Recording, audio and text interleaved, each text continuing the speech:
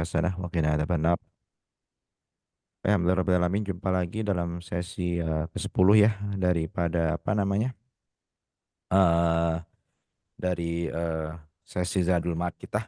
Gitu. Jadi kita sudah masuk kepada perkara-perkara yang sudah mulai detail kepada seputar baginda Nabi Shallallahu Alaihi Wasallam. Gitu nanti mulai sekarang masih masih berputar masalah sirohnya gitu, masalah sahabat-sahabat yang ada pada sekeliling beliau gitu kan, yang memiliki peran-peran tertentu ya dalam kehidupan beliau. Nanti kita akan juga masuk pada hal-hal yang lain juga insya Allah setelah beberapa pertemuan dari sekarang.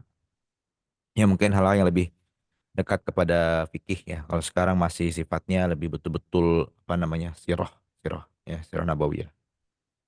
Oke, kemarin ada pertanyaan ya, apa ada yang tahu nggak gimana jawaban atau nggak? Kemarin masih ada yang nyangkut nggak? Kayaknya satu yang belum dibahas itu yang hukum musaf itu ya, yang menyentuh musaf. Hmm. Ya gimana hukumnya itu? Kalau hasil googling sih mayoritas jumhur ulama mengharamkan ya, mengharamkan ketika tidak ketika berhadas menyentuh musaf. Banyak Hmm. banyak kisahnya kayak yang Hmm. eh, ya beberapa hadis sama kisahnya siapa ya yang sebentar saya lupa namanya. Yo, eh yang Ibnu Taimiyah. Ibnu Taimiyah. Mhm. Gimana Ibnu Taimiyah?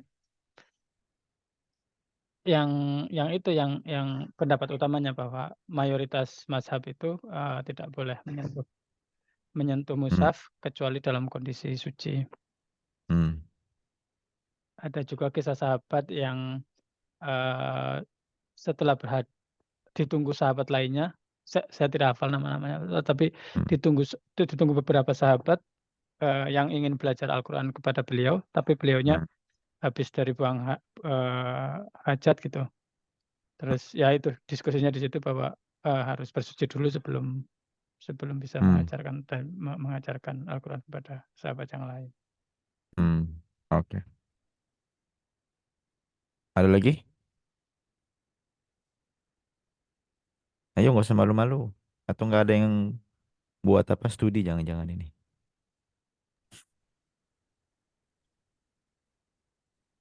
Sudah terwakilkan berarti Saya, mungkin.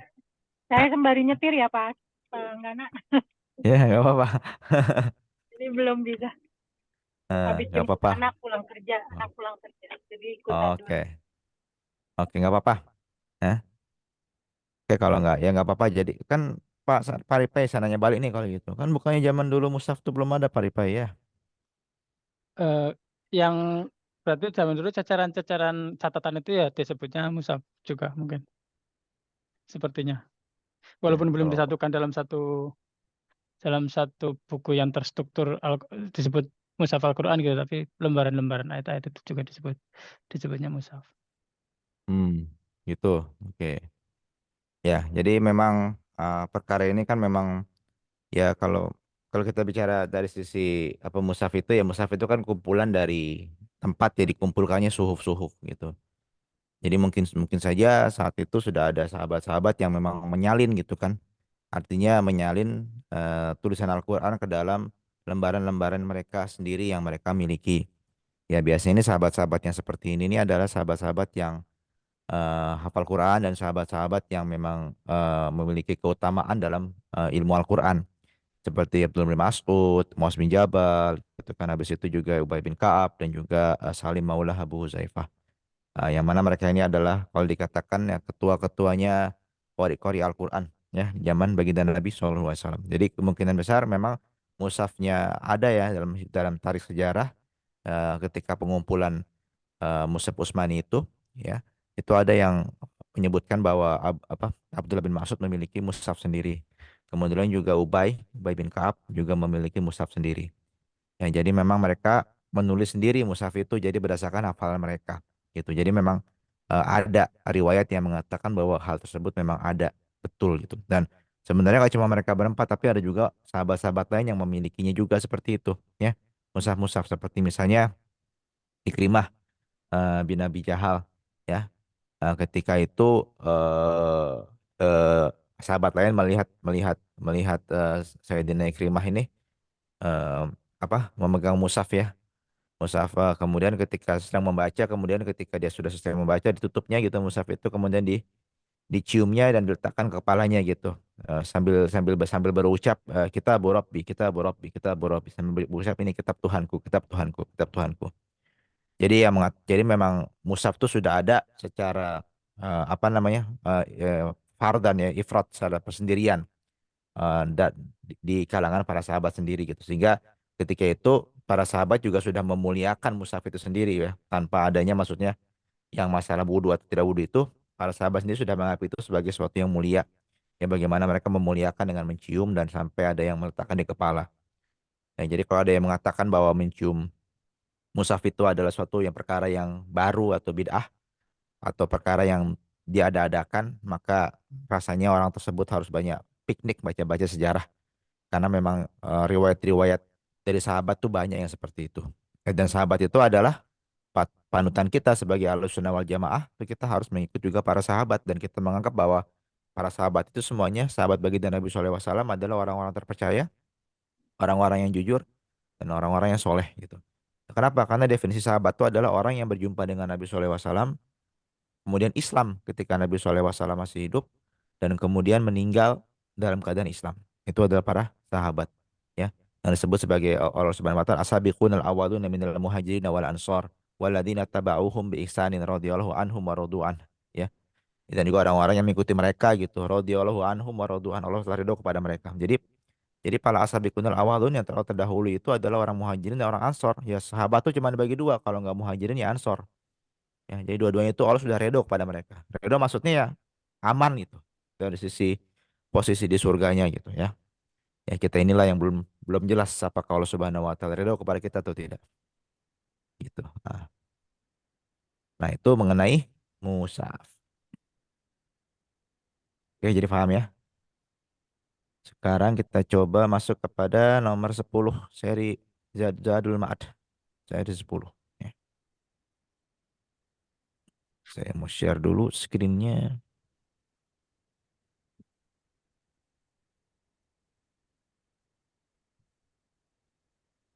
Share. Ya, kalau sudah nongol, tolong dikasih tahu. Ya, sudah, Pak. Oke, Tapi kecil. oke. Nah, kemarin kita bincang apa? Zadul Ma'ad nomor 9 ada yang ingat? Tentang pembantu-pembantu Rasul, Hmm. juru tulis, sama surat-surat beliau yang dikirimkan ke ke umat Islam dan raja-raja pada saat itu. Oke, Alhamdulillah masih ada yang ingat. Ya. Belum lama, seminggu yang lalu ya. Jadi kita ada Nabi punya juru tulis, punya surat-surat juga ya, dan utusan-utusan juga yang diutus baginda Nabi kepada raja-raja yang ada pada masa tersebut. Ya. Sekarang kita akan membincangkan masalah muazin, pengawal dan pendekar. Ya, nah, ini yang pertama. Enggak, slideshow. Oke. Nah, ini dia nih. Oke, ini adalah apa? Cepet-cepetan aja dia. Pendekar ya. Tulisannya di atas. Kalau nggak kelihatan sih tulisannya nih. Ini mesti dipinggirkan dulu ini sebentar. Kok nggak nongol ya. Pertama adalah muazin, pengawal dan pendekar. Oke, ini dulu. Oke. Jadi eh, yang ke-10 ini kita bicara mengenai muazin, pengawal dan pendekar dari baginda Nabi SAW. Jadi walaupun baginda Nabi SAW itu adalah orang yang sederhana gitu kan, dan para sahabat-sahabatnya itu adalah ya manusia-manusia biasa, tapi bukan berarti pada zaman Nabi SAW itu tidak adanya suatu distribusi tugas di antara para sahabat ya. Artinya selalu ada orang-orang yang menemani baginda sebagai juru tulis, ada yang menemani baginda sebagai muazin, ada yang menemani baginda sebagai pengawal dan juga sebagai pelindung ya, Nabi SAW ya. Jadi nggak kayak Nabi SAW itu ketika perang sendiri, nggak ada para sahabat yang menjaga beliau supaya beliau tidak terbunuh ya. Nah, jadi yang pertama kita bicara mengenai muazin. Nah, ini terkenal nih muazin ya. Nah, muazin ini ada 4 ya pada zaman baginda Nabi SAW ya. Yang pertama adalah tentunya muazin beliau kesayangan yang kita sama-sama sudah kenal namanya dan familiar, yaitu adalah Sayyidina Bilal bin Rabah ya. Ia bertugas sebagai muazin di kota Madinah ya. Jadi itu yang pertama. Nah, di kota Madinah ini ada lagi gitu kan, yaitu Ammar bin Umi Maktum Al-Quraisy. Jadi sebutkannya ada Abdullah bin Umi Maktum sebetulnya. Nama yang famousnya gitu ya. Jadi Abdullah bin Umi Maktum ini adalah muazin kedua. Jadi Bilal ini adalah muazin yang pertama, Umi Maktum ini adalah muazin yang kedua. Nah, biasanya Abdullah bin Umi Maktum ini dengan Bilal bin Rabah ini bertugas bersama-sama ketika azan azan subuh terutama. Jadi ketika azan subuh itu zaman baginda Nabi itu ada 2 azan. Yang pertama azan Bilal, kemudian azan Abdullah Umi Maktum. Nah, makanya kalau dalam hadis disebutkan bahwa kalau kamu dengar azan Bilal, makanlah terus gitu. Nah, atau kalau kamu dengar azan Umi Maktum, berhentilah makan. Maksudnya ini menandakan bahwa sudah masuk waktu subuhnya betul-betul, yaitu ketika Umi Maktum berazan gitu. Yang jadi Bilal itu azan untuk membangunkan orang untuk sahur gitu kan. Ya, jadi azan pertama gitu itu Bilal, kemudian azan kedua itu baru Umi Maktum menandakan maksudnya waktu subuh gitu. Nah, jadi nanti ada hadis seperti itu gitu. Maksudnya apa kalau ada seperti itu? Maksudnya adalah ketika zaman baginda Nabi dulu yang azan waktu sholat subuh itu ada 2. Jadi kalau ada kita pergi ke negara-negara Teluk misalnya itu kadang suka kita dengar 2 kali azannya gitu kan.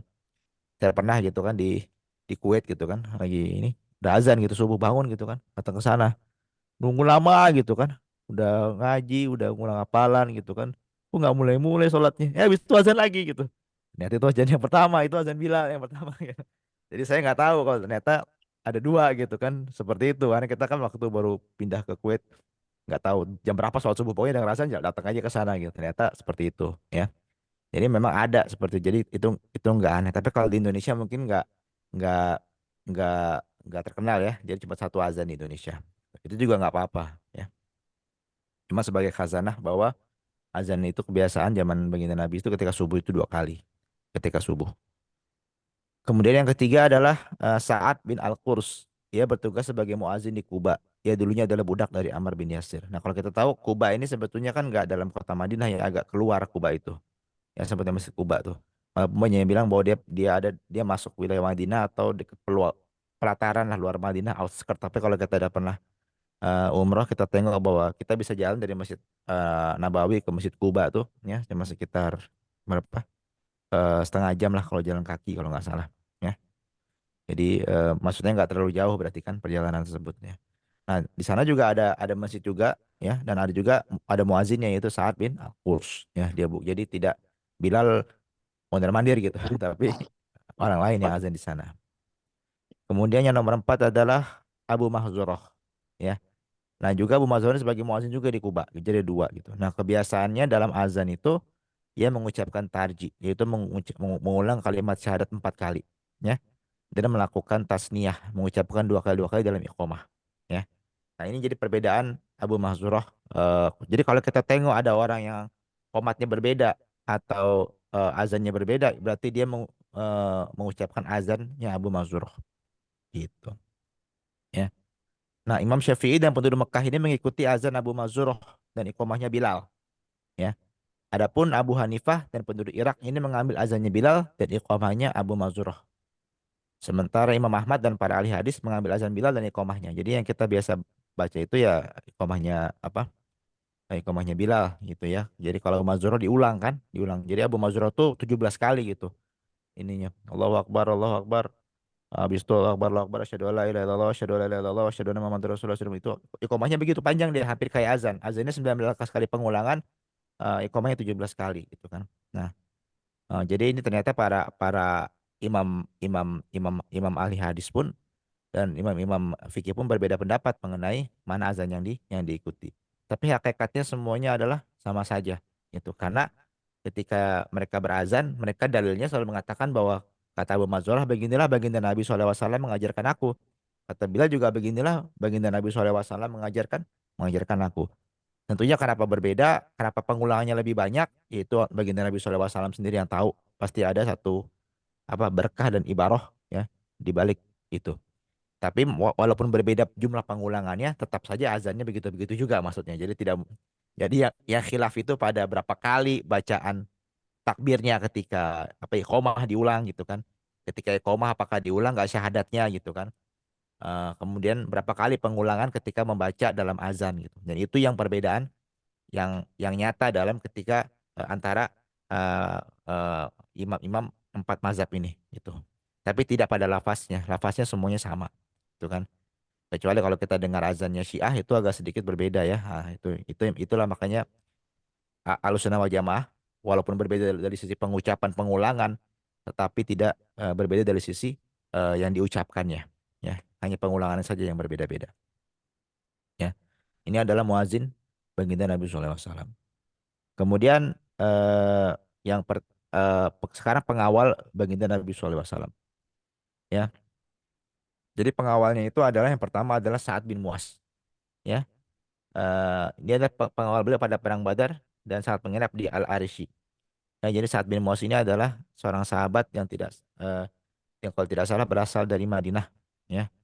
Jadi dia adalah dia memang terkenal sebagai pengawal baginda Nabi SAW dan kalau tidak salah juga beliau ini syahid pada perang Khandaq ya, terluka gitu kalau nggak salah terkena panah.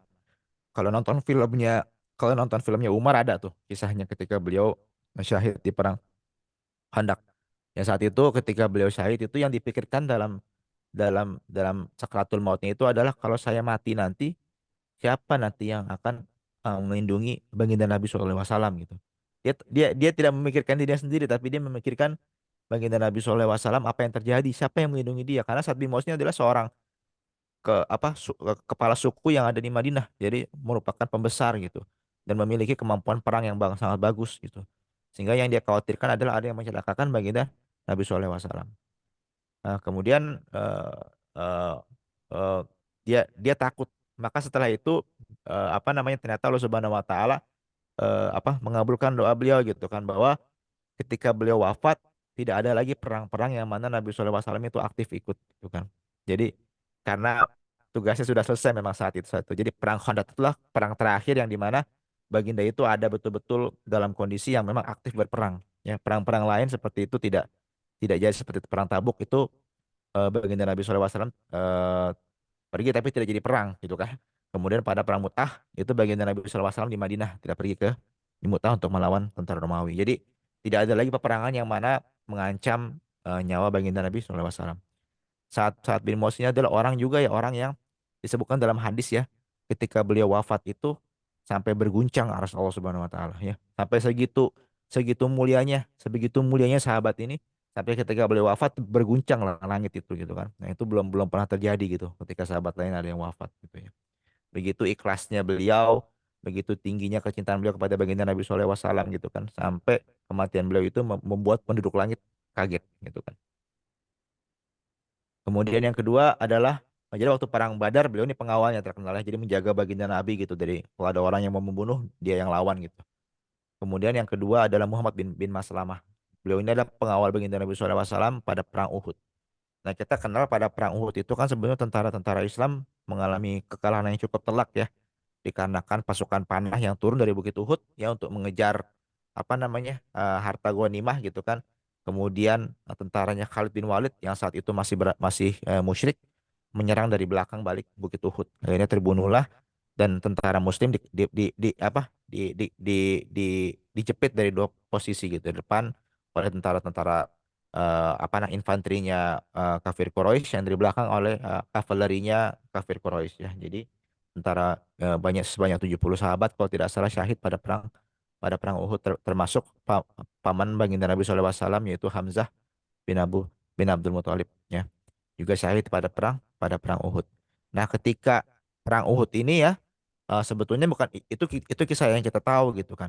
Tapi sebetulnya ada lagi kisah lebih sedih saat itu ketika tentara Muslim itu terdesak sampai naik ke dalam terpojok gitu ya para sahabat itu yang mereka lakukan adalah mereka mati-matian untuk melindungi baginda Nabi SAW. Ya, jadi mereka mati-matian datang untuk untuk menjadi tameng hidup bagi baginda Nabi SAW berlomba-lomba ya supaya baginda Nabi SAW tidak terbunuh karena mereka tahu kalau baginda Nabi SAW sampai syahid terbunuh maka hancurlah gitu syiar Islam gitu ya agama yang dibawa oleh beliau tidak ada lagi yang meneruskan karena belum belum belum selesai saat itu apa namanya wahyu turun. Ya memang Allah Subhanahu wa taala menetapkan bahwa baginda Nabi sallallahu alaihi wasallam selamat, tetapi saat itu para sahabat berikhtiar maksimum untuk melindungi beliau gitu. Sampai menjadi tameng beliau ya. Jadi ketika mau disahabat pakai pedang gitu kan, para sahabat menjadi perisai hidup ya mengelilingi beliau gitu. Udah begitu pun baginda Nabi sallallahu alaihi wasallam masih terluka ya. Kalau nggak salah kena kena apa namanya? Kena pecahan besi gitu yang sampai di sininya giginya gitu kan. Sampai saat itu seorang sahabat mau mengambil tapi takut kesakitan beliau ya kalau pakai tangan, akhirnya beliau sahabat itu mengambil menggunakan giginya sampai lepas gigi-gigi gerhamnya semuanya untuk mengambil pecahan besi itu dari apa ini Rasulullah supaya tidak terlalu ya supaya baginda tidak merasa sakit gitu. Jadi mengambilnya dengan giginya sahabat tersebut gitu kan. Sampai lepas gigi-giginya gitu kan. Kemudian baginda Nabi SAW pun kehilangan gigi juga ketika itu jatuh gitu. Dan apa namanya? Dan banyak sahabat yang terluka parah seperti Az-Zubair bin Awam terluka parah. Bahkan seorang sahabat lagi Talhah bin Ubaidah itu Talhah sahabat yang terkenal gitu ya karena kezuhudan dan kewaraannya. Talha itu sampai kehilangan semua ruas jarinya ya. Saking beliau menjaga membela baginda Nabi SAW ketika perang Uhud. Jadi bagaimana bayangkan orang itu nggak punya lagi ruas-ruas jari di tangannya gitu kan ya. Dan makanya seperti sahabat seperti Talha itu seperti Az-Zubair itu adalah sahabat-sahabat yang baginda Nabi SAW katakan dalam satu hadis adalah sahabat yang Allah Subhanahu wa taala sudah jamin mereka masuk surga ya. Jadi itu kisahnya ya pada perang Uhud tuh banyak sahabat-sahabat yang gugur juga karena menjadi tameng hidupnya baginda Nabi SAW. Makanya baginda SAW sering sekali berziarah ke makam Uhud gitu ya, ke makam syuhada Uhud bahkan sebelum beliau meninggal karena karena di situ ada paman beliau dan ada sahabat-sahabat beliau sendiri yang meninggal yang gugur untuk melindungi beliau gitu kan. Sampai beliau sedih ketika menguburkan semuanya, ketahuilah bahwa kalian semua adalah syuhada gitu kan. Dan dibangkitkan nanti di hari akhirat nanti dengan apa pakaian kalian dan dengan apa dengan darah yang masih mengalir dari tubuh tubuh kalian. Jadi memang syuhada itu adalah kalau kita yang katakan siapa sih yang mati syahid itu, memang mati syahid itu ada definisinya yang membela agama, ada yang mati tenggelam, timpa bangunan segala macam. Tetapi kita cuma bisa mengatakan orang-orang itu insya Allah syahid gitu kan. Kalau lihat definisi insya Allah syahid.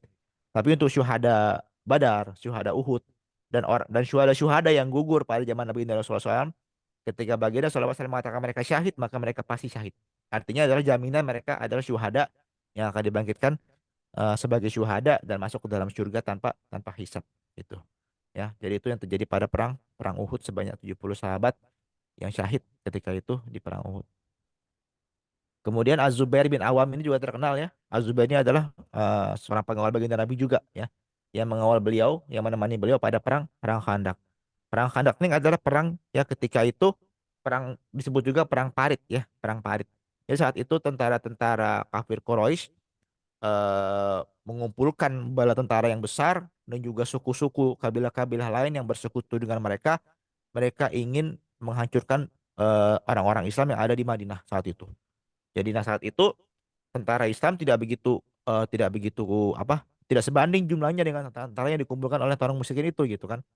Jadi bagaimana apakah kita menyongsong keluar atau enggak gitu kan? Apalagi di belakang Madinah itu ada juga orang-orang Yahudi yaitu dari Bani Quraidah yang saat itu mereka takut kalau mereka ini sampai menyerang dari belakang kita akan tidak tidak akan bisa menang gitu kan. Akhirnya mereka buat perjanjian ya ketika itu dengan Bani Quraidah agar jangan sampai adanya penyerangan dari belakang gitu. Ada fakta perdamaian lah. Walaupun pada akhirnya Bani Quraidah itu melanggar akta tersebut dan Allah Subhanahu wa baginda Nabi sallallahu alaihi wasallam menghukum mereka. Nah, singkat cerita adalah bagaimana strategi perang Khandaq itu akhirnya supaya mencegah kalau kalau perang frontal tentu tidak akan bisa menang, maka saat itu Salman Al Farisi ya, salah seorang sahabat baginda Nabi SAW yang berasal dari Persia yang juga cukup apa namanya cukup mawas dengan strategi-strategi perang orang Persia ya, karena kan Persia kan saat itu adalah super powernya lah, ibaratnya seperti Rusia zaman sekarang atau Amerika zaman sekarang. Jadi Salman ini paham strategi-strategi perang. Akhirnya berdasarkan pengamatan Salman dan juga kontur wilayah Madinah yang bergunung-gunung, jadi dibuatlah parit di antara dua bukit itu kan. Jadi dibuatlah parit yang dalam Sehingga ketika tentara-tentara Quraisy itu mau datang, mau menyerang, dia kaget ini kok ada lubang sebesar ini gitu kan. Jadi pada itu tuh ada para sahabat di sebelahnya itu sudah siap dengan panah gitu kan. Jadi ketika mereka masuk ke dalam parit, panah-panah langsung gitu. Jadi mereka nggak jadi masuk gitu kan. Ya akhirnya perang ini adalah perang perang tahan-tahanan sebetulnya. Saling bertahan aja pokoknya jangan sampai kalah gitu kan. Itu strategi yang cukup berhasil gitu kan. Akhirnya kemudian Allah Subhanahu wa taala menghancurkan tentara-tentara Ahzab dengan mendatangkan apa angin yang keras gitu kan. Akhirnya kemah-kemah mereka pun hancur berantakan dan mereka lari semua tunggang langgang ke ke ke kampung-kampung mereka masing-masing gitu ya saat itu ya. Di perang Khandak inilah gugurnya Sa'ad bin Mu'az ya. Jadi perang itu perang yang gak frontal tapi perang yang strategi berdefensif lah gitu kan ya. Nah, habis itu, nah zaman dulu memang ada sistem pengawalan, tapi habis itu Allah Subhanahu Wa Taala menurunkan surat Al-Maidah ayat 67 dan setelah itu beliau pun membubarkan sistem pengawalan. Jadi nggak perlu lagi ada sistem pengawalan. Wallahu ya'simuka minan nas. Coba kalau misalnya ada yang banyak punya uh, Al-Quran bisa dibaca Al-Maidah ayat 67. Ayo siapa ayo? Saya baca ya, Pak. Ya Oh, silakan. أعوذ بالله من الشيطان الرجيم بسم الله الرحمن الرحيم يا أيها الرسول بلغ ما أنزل إليك من ربك وإن لم تفعل فما بلغت رسالته والله يعصمك والله يعصمك من الناس إن الله لا يهدي القوم الكافرين. Hai Rasul, sampaikanlah apa yang diturunkan kepadamu dari Tuhanmu, dan jika tidak kamu kerjakan apa yang diperintahkan itu berarti kamu tidak menyampaikan amanatnya. Allah memelihara kamu dari gangguan manusia. Sesungguhnya Allah tidak memberi petunjuk kepada orang-orang yang kafir. Ya, di perkataan yang terakhir sebelum itu, wallahu ya'simuka minan nas, itu Allah menjaga engkau dari manusia. Jadi saat itu ketika turun surat tersebut, maka dibubarkanlah sistem pengawalan pada baginda Nabi SAW. Jadi Allah langsunglah yang akan menjaga beliau. Jadi bukan berarti salah ya, tetapi memang saat itu kondisinya memang sudah kondusif mungkin tidak perlu lagi ada sistem pengawal karena sudah dijamin aman gitu ya saat tersebut. Nah, kemudian tadi pengawal-pengawal Baginda yang tiga itu yang famous. Kemudian yang karena adalah para pendekar. Nah, pendekarnya bukan pendekar ini ya, tapi maksudnya adalah orang-orang yang selalu ya pejuang-pejuang top lah di apa yang bertempur di hadapan Baginda Nabi SAW untuk membela agama Islam. Ya, ada beberapa yang sebenarnya banyak semua sahabat seperti itu, tapi khusus ini adalah yang dikatakan jago-jago perang lah gitu kan. Seperti Ali bin Abi Thalib, ini jago perang juga. Ya, kemudian Az-Zubair bin Awam ini juga jago perang. Al-Miqdad bin Amar, Muhammad bin Aslamah, Asim bin Sabit, Dahak bin Sufyan, Qais bin Sa'ad bin Ubaidah. Nah, Qais ini seperti kepala polisi lah. Jadi maksudnya zaman baginda Nabi SAW itu juga ada syurtoh tuh ya, apa namanya, kepolisian gitu. Nah, Qais ini kalau misalkan seperti zaman sekarang dia itu tugasnya sebagai kepala polisi ya, yang mengatur apa penegakan hukum ya di kota Madinah gitu kan. Kemudian Al-Mughirah bin Syu'bah ini juga terkenal. Dia ada seorang sahabat besar yang merupakan sahabat yang mengajarkan Al-Quran di negeri Syam ya ketika zaman Utsman. Dan Al-Mughirah ini adalah juga yang berdiri di sisi kepala Nabi SAW dengan pedang terhunus menjaga baginda ketika perjanjian Hudaybiyah ya ketika itu. Nah, jadi supaya kelihatan garang gitu kan. Kan Nabi Muhammad kan sudah punya apa eh, seorang kepala negara, kepala wilayah yaitu kepala kepala wilayah dari kota Madinah tentunya harus ada kelihatan bahwa punya wibawa gitu. Makanya pentingnya ada pendekar-pendekar yang selalu ya eh, mengelilingi beliau supaya terlihat bahwa ya memang tentara Islam sudah memiliki kekuatan saat itu. Gitu. Oke, nah ini muazin, pengawal dan pendekar. Itu Kemudian mau tanya, Pak, yang peperangan di mana yang ininya Nabi Muhammad sepupunya yang terbunuh itu di peperangan Handak bukan? Apa yang Uhud? yang sepupunya, yang Iya, sepupu yang Hamzah. terbunuh itu Hamzah itu Hamzah itu bukan sepupunya, Hamzah itu pamannya. Apa? Ya, pamannya. Ya, maksudnya saudara Ah, sepersusuan. sudah sepersusuan betul ya. Itu pada Yes. perang Uhud ya. Uhud ya. Oke, Nah, yang umat Muslim kalah ya. umat muslim. Ya kalau dikatakan kalah sebetulnya memang historian mengatakan bahwa ya kelihatannya kalah gitu. Tapi ada yang mengatakan bahwa sebetulnya saat itu eh, entah kenapa tiba-tiba umat Islam itu bisa berkumpul tentaranya, kemudian tentara Quraisy itu ngerasa sudah kalah gitu kan. Oke kita balik. Ternyata saat itu tentara Muslim berkumpul kemudian pura-pura mau nyerang gitu. Walaupun sudah camping-camping gitu. Nah ketika melihat ada tentara baru yang seolah kayak kelihatannya baru gitu kan. Tentara Quraisy panik, jadi mereka langsung buru-buru balik gitu. Disangkanya ada pasukan baru datang dari Madinah yang mereka belum pernah ketemu. Padahal itu pasukan-pasukan yang lama juga sebetulnya ya. Saat itu seperti itu. Jadi kalau dikatakan bahwa kalah memang outcome pertempurannya memang tidak berpihak pada kaum muslimin ya, tetapi ya itu fakta sejarah. Tapi kalau dari jalannya pertempuran memang saat itu sebagian historian ada yang mengatakan bahwa sebetulnya nggak kalah-kalah banget karena ujung-ujungnya juga mereka tidak sampai harus kocar kacir gitu kan. Kalau kalah tuh kan kocar kacir ya. Kalau ini nggak sampai kocar kacir gitu. Seperti itu ya. Semoga masuk akal ya. Oke, berikutnya adalah para pegawai. Nah, ini pegawai. Ternyata baginda Nabi juga punya pegawai luar biasa kan ya. Kita suka kadang menyangka bahwa kayak apa pemerintahan di Madinah itu nggak ada apa-apa, cuman kayak baginda Nabi kemudian semua sahabat. Enggak, ternyata sudah ada nizam atau aturan-aturan, sudah ada pembagian-pembagian kerja yang cukup disiplin juga. Makanya kadang-kadang role modelnya masyarakat Madinah itu zaman baginda Nabi itu sebagai role model negara yang baldatun thayyibatun walaupun gofur ya. Negara yang dididik dengan yang sempurna gitu kan, memberikan kebaikan bagi rakyatnya gitu, dikelola dengan secara profesional mengikut ajaran agama Islam. Itu sebagai role model negara yang ideal gitu kan saat itu. Nah, jadi ada beberapa pegawai gitu yang diangkat bagi Nabi SAW ya. Pegawai-pegawai ini biasanya kayak maksudnya adalah kayak pemimpin dan yang bertugas untuk mengurusi urusan kaum muslimin secara umum ya, bisa berupa pegawai biasa, pemungut pajak ataupun gubernur. Yang pertama adalah Bazan bin Sasan. Dia berasal dari keturunan Bahram Jaur. Nah, ini kayak namanya seperti nama nama Persia ya. Dia diangkat sebagai pemimpin untuk seluruh Yaman setelah kematian Kisra. Ia adalah amir pertama untuk Yaman dan yang pertama dari kalangan raja-raja non Arab yang memeluk Islam. Jadi adalah Nabi SAW juga ketika walaupun pemerintahan itu ada di Madinah, tapi untuk Yaman tuh kalau ketika sudah banyak masuk Islam juga diutus ya orang untuk mengurus penduduk Yaman keseluruhan. Ya diutuslah Bazan bin Sasan gitu saat itu. Ya.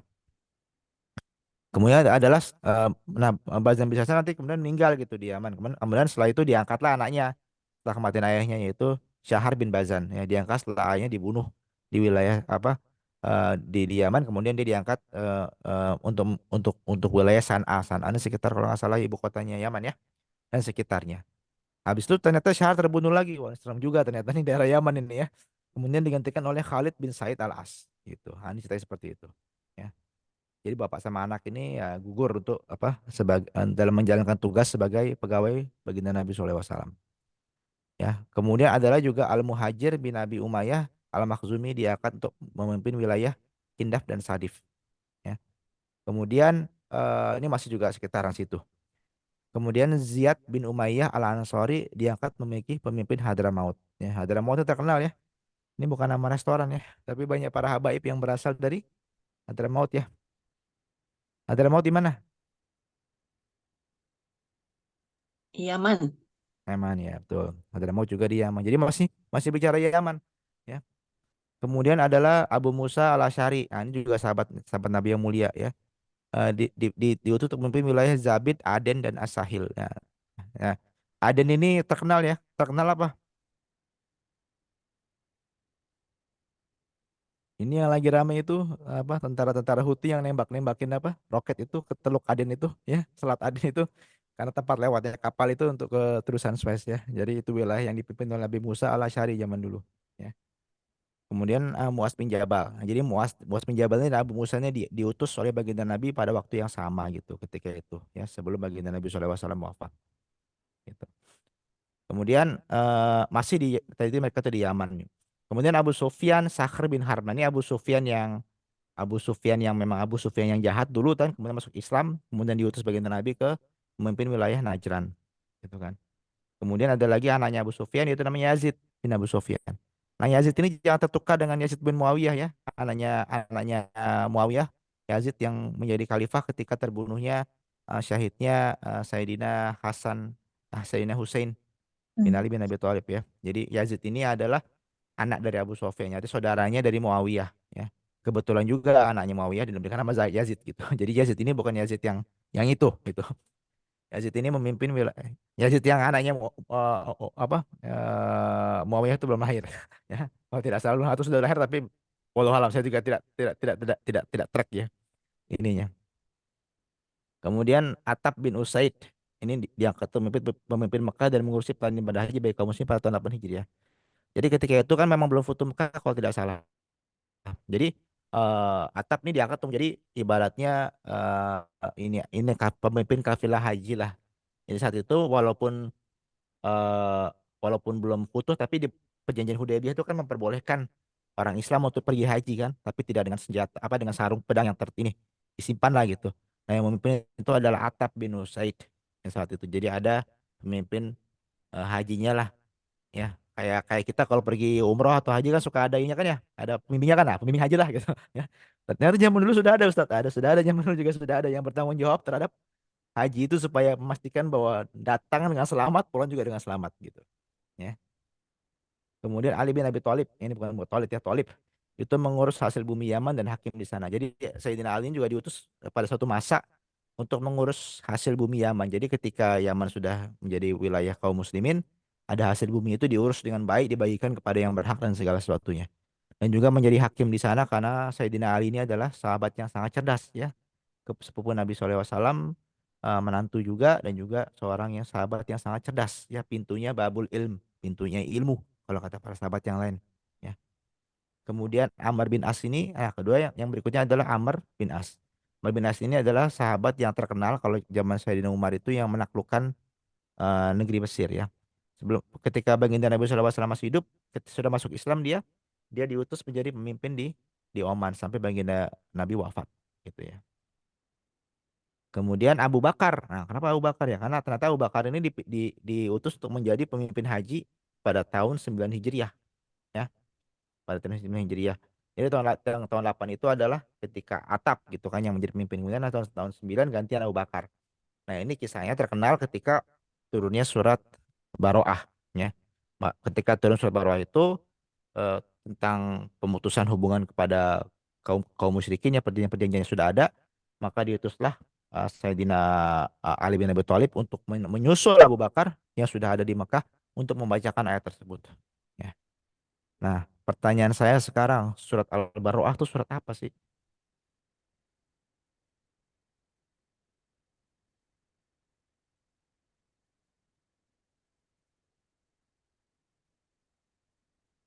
Aduh, ini tiba-tiba apa internet saya mati atau tiba-tiba lagi mengeningkan cipta? Mengenai cipta. Cuman pastikan aja Pak, karena nggak kelihatan. Al-Baqarah bukan Al-Baqarah. Bukan? Atau bahkan Itu ya Al-Baqarah. Al-Baqarah al bukan. al Al-Baroah itu adalah surat nama lain dari surat At-Taubah. Ya, Taubah. Oh, Taubah. iya. Nah, jadi Al-Baroah itu disebut juga At-Taubah. Ada juga Al-Baroah yang menyebut bagian namanya Al-Baroah. Jadi Baroah dengan Al-Anfal. Ada yang mengatakan tidak ada basmalah antara Baroah dengan Al-Anfal. Lebih famousnya yang Al-Baroah gitu daripada At-Taubah. Ya kalau kita. Nah, jadi supaya tahu nih bahwa ternyata penamaan surat Al-Quran itu juga ada kekhilafan. Ya, ada kekhilafan. Kenapa disebut dengan menarik ini? Kenapa disebut Al-Baroah? Kenapa disebut At-Taubah? Apakah kandungan isi dari surat tersebut? Ya, ada yang tahu? Nanti ada yang tanya apa namanya beda-beda. Kenapa Al-Baroah? Kenapa At-Taubah? Tahu nggak kita?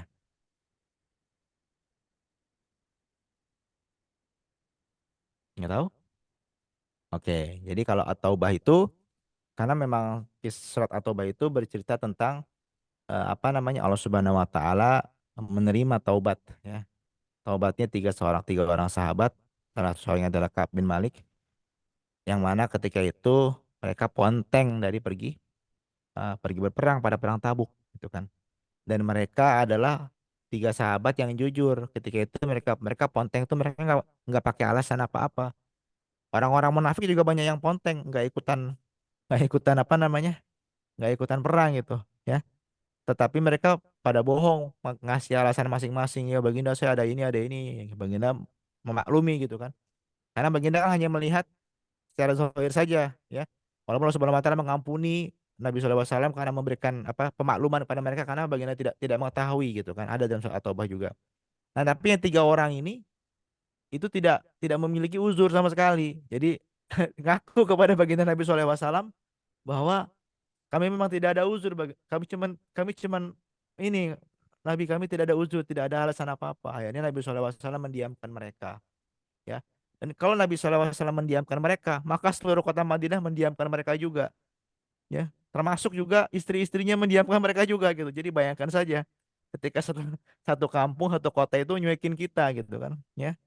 Sampai disebutkan gitu kan wa ala thalathatil ladzina khulifu hatta idza daqat alaihimul ardu bima rahubat wa daqat alaihim anfusuhum, sampai sesak katanya itu, bumi itu kerasa sempit bagi mereka, dan sampai hati mereka itu juga kayak terasa terhimpit gitu. Dokos itu kan terhimpit gitu ya, sesak gitu. Sampai mereka benar-benar wadhannu, mereka menyangka nggak ada lagi gitu kan. Mereka benar-benar menyangka tidak ada lagi jalan keselamatan dari Allah Subhanahu wa taala, kecuali kalau Allah Subhanahu wa taala menghendaki. Maka ketika mereka dalam kondisi yang seperti itu, maka Allah Subhanahu wa taala mataballahu alaihim liyatubu. Allah Subhanahu wa taala menurunkan taubatnya, dan setelah itu mereka bertobat. Di luar biasa adalah Allah Subhanahu wa taala sudah menurunkan dulu taubatnya sebelum mereka bertobat. Ketika surat ayat tersebut turun, baru baginda baginda tahu bahwa sudah dimaafkan mereka oleh Allah Subhanahu wa taala, baru sempat seperti apa apa pemboikotan itu ya, di dindimnya itu tidak apa di habis lah ibaratnya, jadi mereka kembali bergaul seperti biasa gitu kan. Nah, itu yang sangat unik memang saat itu ya. Nah, itu kisah kenapa disebut At-Taubah, karena kisahnya famous berkaitan mengenai kaum munafik, ciri-cirinya, kemudian tiga sahabat ini yang ikhlas jujur ya. Jadi maksudnya apa, kalau kita salah jujur aja gitu ya, karena mungkin Allah Subhanahu wa taala dengan kejujuran itu kita mungkin bisa orang memaklumi kita. Dan kalau kita salah, yang paling penting itu kita mengakui bahwa kita salah, tidak berbohong. Kenapa? Karena kalau kita mengakui kesalahan kita, itu adalah first step untuk perbaikan. Kalau seorang itu lemah atau salah dan tidak mengakui kesalahannya, maka dia tidak akan merasa ada yang perlu diperbaiki dari dirinya. Ini penting sekali, ya. Kalau kita salah, kemudian kita menyalahkan orang lain, maka kapan kita bisa berubah? Ya, saya kalau di kantor bilang, ini bukan kita mau point finger, tapi selalu bilang kalau ada satu masalah di kantor atau satu masalah, satu kejadian gitu, kita harus tahu we have to find the root cause. We have to find who's to blame, who's accountable for this. Kita harus tahu siapa yang accountable sama ini. Kesalahannya apa? Dan kesalahan itu harus diterima. Kenapa? Kalau nggak diterima sama pihak yang accountable, yang bertanggung jawab terhadap perkara tersebut, maka dia tidak akan melakukan perbaikan. Kalau kita membicarakan solusi bagaimana masalah itu kita hilangkan, ya diperbaiki, tapi tidak pernah membicarakan kesalahannya, kenapa begitu, maka tidak akan ada perbaikan. Makanya the first step to progress is to admit if you have mistake. Jadi pertama kali kita mau ada perbaikan, mau ada peningkatan, kita harus akui dulu kesalahan kita di mana. Dan ini penting, makanya At-Taubah itu seperti itu gitu kan. Tiga sahabat ini kisahnya apa sih? Ya udah, kalau kamu salah ngaku aja lah. Karena kalau kamu ngaku berarti kamu ikhlas gitu menerima hukuman apapun juga, dan dengan itulah itu hukuman kamu di dunia, tapi di akhirat nanti Allah Subhanahu wa taala sudah mengampuni hakikatnya. Gitu. Karena sudah dihukum di dunia. Dan kalau semua orang seperti itu, insya Allah dunia aman ya. Gitu. Itu apa satu ibarah atau satu pelajaran yang kita bisa ambil dari surat At-Taubah. Nah, Al-Baro'ah itu kenapa dinamakan Al-Baro'ah? Dikarenakan surat ini di awal-awalnya itu berisi tentang pemutusan hubungan dan perjanjian damai dengan kaum musyrikin. Karena saat itu kaum musyrikin itu melanggar perjanjian Hudaybiyah, ya. Ada yang kabilah ini bersekutu dengan baginda Nabi, kabilah ini bersekutu dengan kaum musyrikin. Saat itu kabilah ini lagi pergi diserang sama kabilah yang lain. Harusnya nggak boleh gitu kan. Akhirnya terbunuhlah gitu kan banyak orang. Dan juga kisah yang terjadi pada itu di mana 70 sahabat Nabi yang diutus untuk mengajarkan Al-Quran juga dibunuh dalam kejadian ini juga terjadi. Nah, inilah yang menyebabkan Nabi SAW murka dan Allah Subhanahu Wa Taala juga murka. Makanya Al-Baro'ah itu ya surat At-Taubah itu turun tanpa adanya bismillah. Kenapa? Karena tidak ada rahmat ya di balik kemurkaan Allah Subhanahu wa taala. Kan kalau semua surat yang lain kita tahu pasti dengan bismillah kan bismillahirrahmanirrahim. Karena Allah turun dengan nama Allah yang Maha pengasih lagi Maha penyayang dan tidak ada lagi rasa pengasih penyayang ketika Allah Subhanahu wa taala sudah murka gitu. Makanya surat itu berlangsung bara'atun minallahi wa rasulihi ilal ladzina ahadtum minal musyrikin. Allah mengumumkan pemutusan kata baroah, aku ini berlepas diri, aku Allah Subhanahu wa taala memutuskan penghubungan dengan orang-orang musyrik yang kaum memiliki perjanjian dengannya. Jadi Nabi saat itu Ali diutus untuk menyampaikan itu kepada Abu Bakar. Abu Bakar sudah membacakan di depan ibadah haji itu ya. Jadi maksudnya setelah bulan ini nggak ada perjanjian damai lagi, kita perang lagi. Itu habis itu Futuh Mekah ya saat itu dekat-dekat situ. Itu pentingnya itu supaya didengar sama semua orang saat itu bahwa itu haji yang sebelum Futuh Mekah kalau tidak salah ya. Nah, itu kenapa disebut Al-Baroah karena berisi pemutusan hubungan perjanjian damai yang mana perjanjian tersebut dilanggar oleh kaum Quraisy ya. Yang kisahnya panjang lebar sampai Abu Sufyan harus datang ke Madinah untuk minta maaf ya karena kalau ada perjanjian yang dilanggar itu satu aib orang Quraisy nih walaupun dia musyrik tapi menghormati perjanjian ya. Itu ya sampai sampai Abu Sufyan datang ke Madinah minta maaf. Tapi nggak ada yang ngajak ngomong ya. Kasihan sekali saat itu. Oke. Itu pegawai-pegawai baginda Nabi SAW. Mau jadi panjang lebar ceritanya. Next. Nah, ini adalah penyair dan yang bersenandung. Ah, tadi kita bilang siapa? Ka'ab bin Malik. Ka'ab bin Malik adalah salah seorang sahabat yang disebutkan dalam surat At-Taubah. Memang tidak disebutkan namanya, tapi disebutkan maksudnya itu termasuk Ka'ab wa ala salasatil ladzina khulifu dan atas 3 orang yang menyelisihi perintah kamu baginda Nabi SAW. Maksudnya setelah suatu tiga itu adalah salah seorangnya Ka'ab bin Malik. Dia adalah ternyata seorang penyair. Bayangkan penyair zaman dulu tuh penyair raja itu posisinya dekat raja, sangat mulia ya. Jadi Ka'ab ini adalah orang yang bersyair memuji baginda Nabi SAW dan juga bersyair untuk mengecam kecaman kepada kaum-kaum kafir Quraisy. Jadi kebiasaan orang Arab itu senang senang bersyair ya, senang berpuisi dan baginda Nabi juga punya penyair-penyair yang ada sekeliling beliau yang memuji dan juga yang menguatkan perjuangan gitu. Salah seorang adalah Ka'ab bin Malik. Yang kedua adalah Abdullah bin Rawahah ya. Salah seorang sahabat yang bukan hanya pandai bersyair tapi juga pandai berdendang. Nah, ada yang tahu nggak Abdullah bin Rawahah ini eh, wafatnya di perang apa?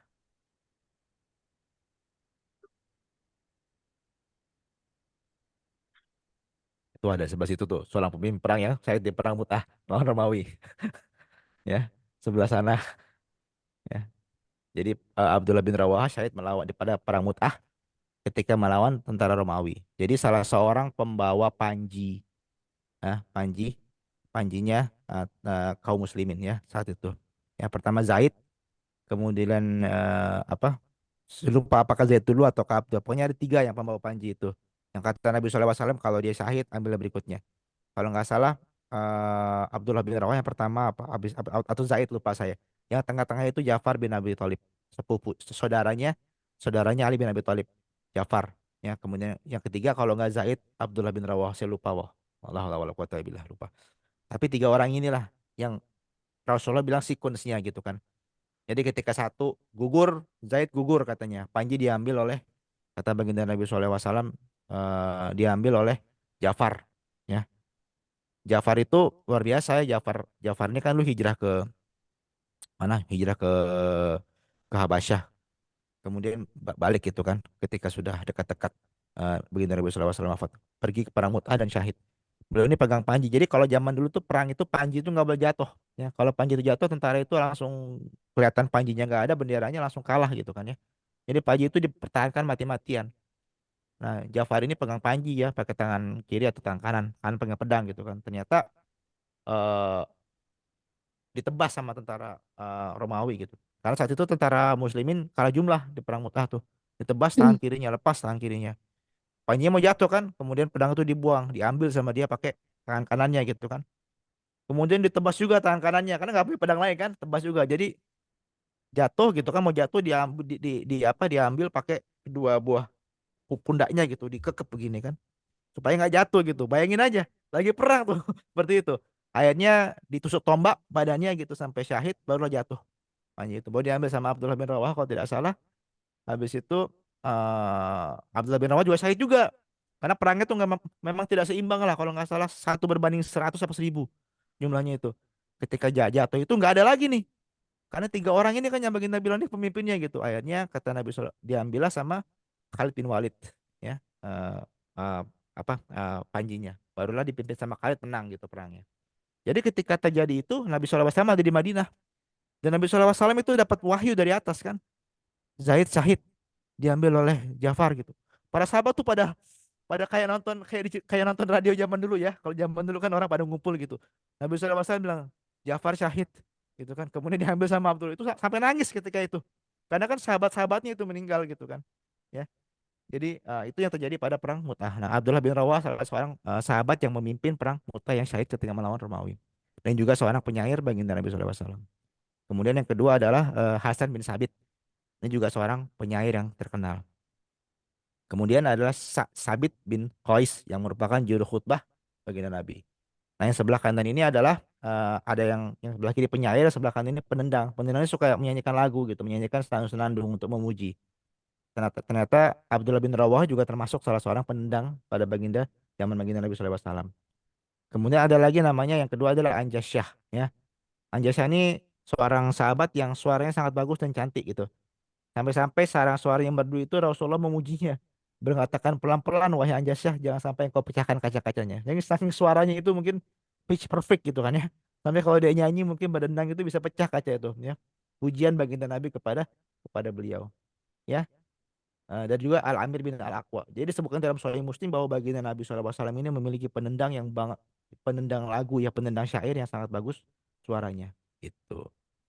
Nah, ini adalah snippet dari sahabat-sahabat Nabi ya yang memiliki peran-peran khusus dan spesial di sisi baginda Nabi SAW, dari mulai muazin, pengawal, pendekar, pegawai, dan sampai penyair dan penendang. Allahu alam.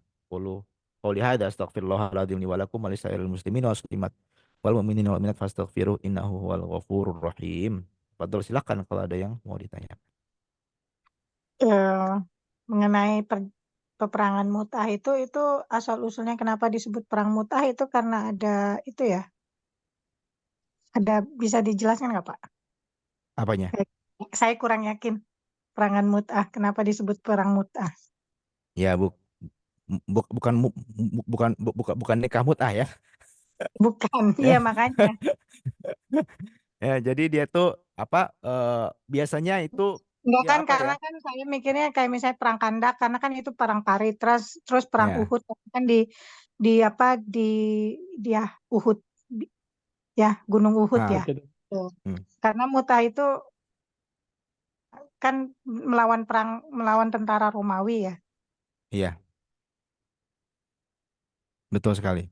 Jadi maksudnya apakah apakah perang itu disebutkan karena apakah namanya atau apa? Biasanya perang itu memang kalau jadi perang Mu'tah ini kalau nggak salah terjadi di wilayah Jordania ya saat itu ya. Dan itu adalah kalau nggak salah juga di daerah Karak, tapi memang daerahnya itu namanya Mut'ah ya, di bagian Palestina. Jadi perang Mut'ah itu adalah masih daerah itu tuh yang tempat terjadinya itu adalah namanya Mu'tah, bukan Mut'ah, Mu'tah ya. Jadi kalau Mut'ah itu nikah, ini Mu'tah. Jadi daerah itu Mu'tah ya. Di daerah di sekitar Karak Yordania. Jadi disebutkan apa namanya? Perang itu kalau nggak salah sekitar 200.000 tentara Romawi melawan 3.000 tentara Muslim. Ya, itu yang saya bilang tadi. Apa namanya? Sangat tidak. Tapi memang itu adalah kalau ya biasanya berdasarkan itu. Jadi kalau saya mau menduga biasanya berdasarkan itu. Beberapa lain juga menyebutkan bahwa itu adalah juga daerah namanya daerah Mutah di Palestina gitu. Ya, seperti Hmm. itu. Ya, walaupun zaman dulu kan Palestina belum belum ini ya, tetapi adalah apa namanya? Walaupun dulu kan Palestina kan masih masih masuk Syam gitu. Jadi Jordania tuh belum ada Jordania zaman dulu. Pokoknya semuanya adalah wilayah yang sama gitu, Syam. Tapi lebih dekat gitu kan kepada. Jadi itu lebih kepada menunjuk pada lokasi kalau tidak salah namanya Mu'tah ya. Tempatnya yang di antara Karak Yordania antara Balka kalau tidak salah. Jadi memang tempat Mbak itu ya. Oke. Oh, cukup. Bisa dicari juga, cari aja Google ada Mu'tah tempatnya ya. Oke. Jangan sampai tertukar sama Mu'tah nih. Nanti jangan-jangan kita jangan sampai bilang bahwa perangnya gara-gara perang masalah kawin kontrak gitu ya. Nggak ada hubungannya itu. Ya. Nah, berarti ini berarti saya pengen tanya masalah nikah muta ini. Lah, itu Mu'tah tadi. Ada hubungan sama Mu'tah. Karena karena Pak Anggana ini kan itu gimana masalah? Itu di luar ya, di luar dari. Cuman kan Ya. itu kan sejarahnya karena memang dulu para sahabat dibolehkan untuk Hmm. nikah mut'ah itu ya. Hmm. Lalu Ya. hukum itu berhenti, maksudnya Ya. tidak dibolehkan setelah itu dikarenakan karena peperangan, karena kan mereka jauh gitu. Wallahu Oh. alam. Itu sama pengertian. Ya, ya sekarang sebenarnya masih ada nikah mut'ah tuh, tapi ya bukan di Ahlussunnah wal Jamaah, di Syiah ada gitu kan. Nah, tapi yang lucunya adalah kalau kalau nikah mut'ah itu dibilang pahalanya banyak, tapi kalau kalau istrinya si Ayatullah itu suruh nikah mut'ah nggak pada nggak mau gitu. Ya, jadi maksudnya aneh gitu kan, pahalanya banyak kok kita nggak mau buat gitu. Jadi memang nikah mut'ah itu memang disyariatkan waktu dulu di surat An-Nisa tuh ada berapa lupa saya kalau nggak salah 20 per satu.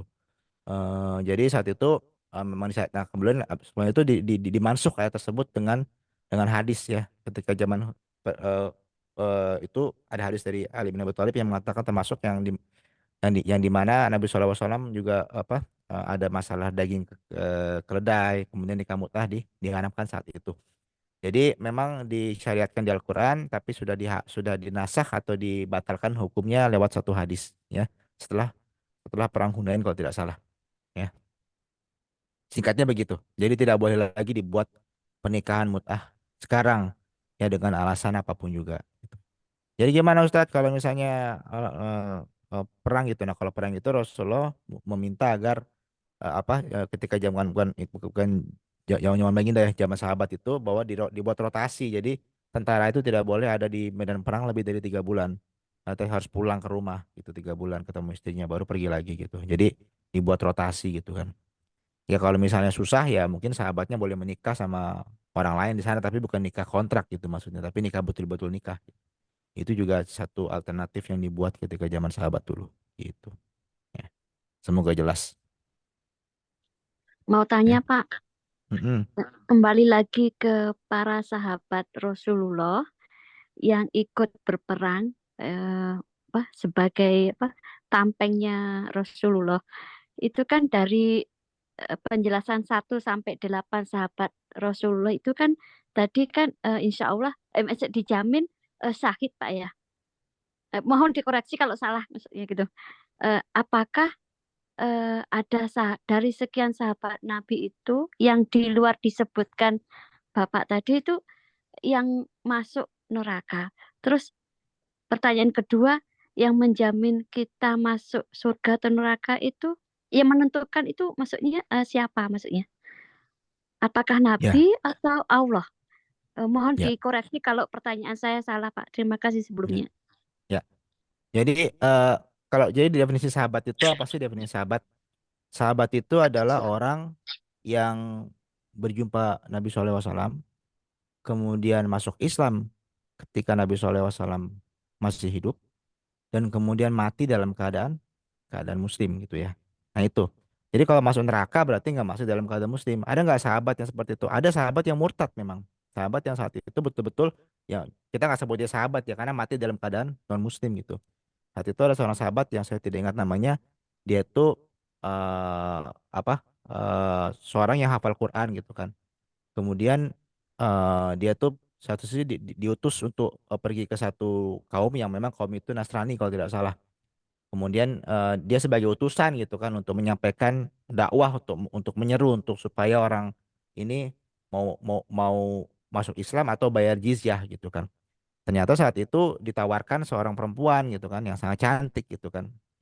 Dan ternyata sahabat ini tergoda gitu kan. Akhirnya murtad lah menikah dengan perempuan ini, masuk agama ini.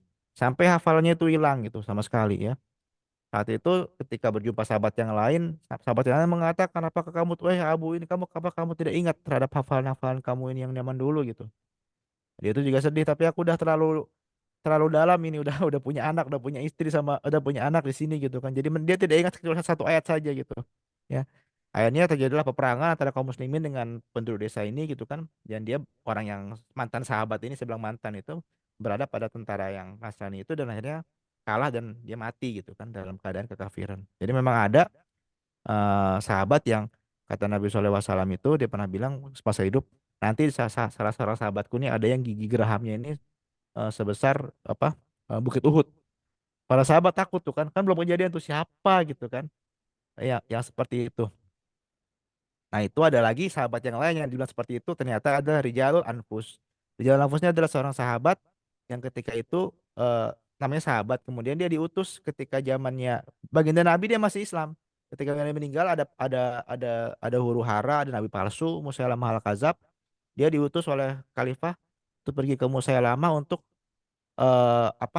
memberikan dakwah, menyeru Musailamah supaya balik gitu kan, bertobat gitu. Ternyata Musailamah dengan taktiknya menawarkan, nih kamu saya kasih harta, saya kasih orang, saya kasih perempuan. Akhirnya si Rijal Anfus ini ikut nurut gitu, malah ikutan sama dia gitu. Nah, ternyata dialah sahabat yang dimaksud oleh baginda Nabi SAW yang gigi gerahamnya itu sebesar masuk gunung Uhud di neraka gitu.